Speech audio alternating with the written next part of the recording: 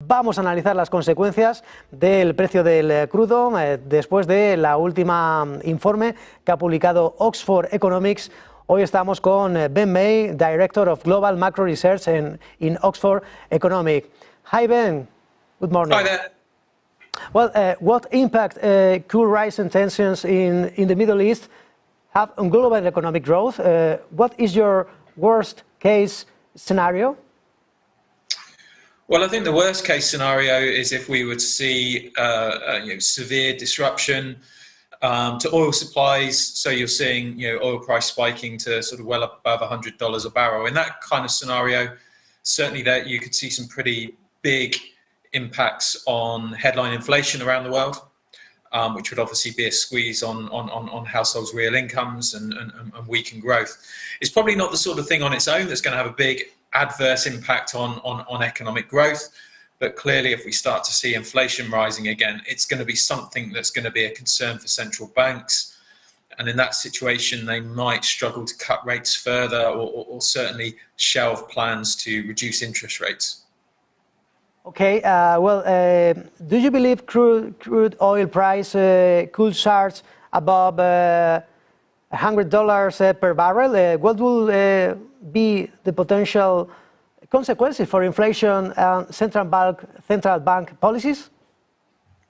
Well, you could see much higher inflation. Obviously, it depends exactly how high oil prices rise, but you could easily see, say, European inflation getting well over 3%.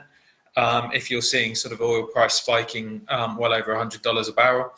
I think in that situation, the ECB might consider certainly pausing its cutting cycle,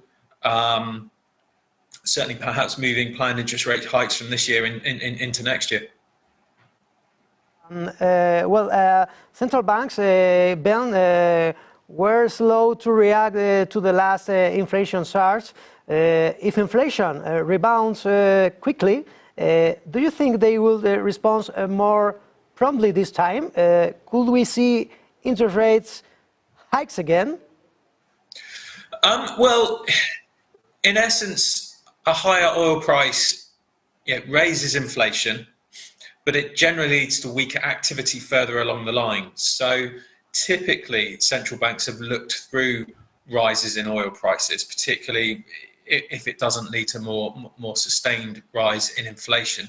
I guess the key question this time around, though, as a central bank is to what extent, given the recent high rates of inflation, will another burst of inflation lead to things like stronger wage growth, other firms raising their prices?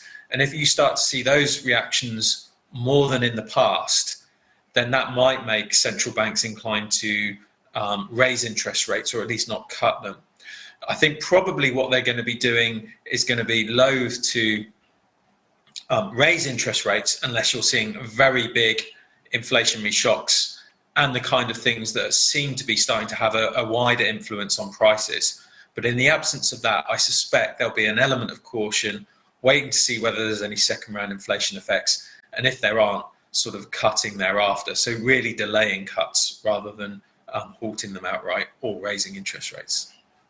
Ben, when do you expect to see the economic impact of Donald Trump's proposed tariffs? Have you considered a less severe scenario involving trade deals and relatively low tariffs, around 10%?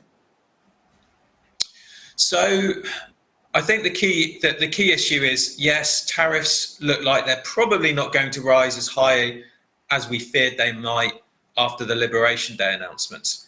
But the key point is, if you compare what the expectations for tariffs are now with, say, what people were expecting in March or February, the path of tariffs is still very much higher. So I think there's been some positive news over the course of the last couple of months that have led us to perhaps get a little bit more optimistic about growth. But our growth forecasts are still somewhat weaker than they were in March, really reflecting the fact that there's still a lot of uncertainty about the path of tariffs. And actually the path of tariffs looks worse than it did back in March. Okay, Ben May, Director of Global Macro Research in Oxford Economic. Thank you for your time. Thank you for coming in Negocios TV. You're welcome.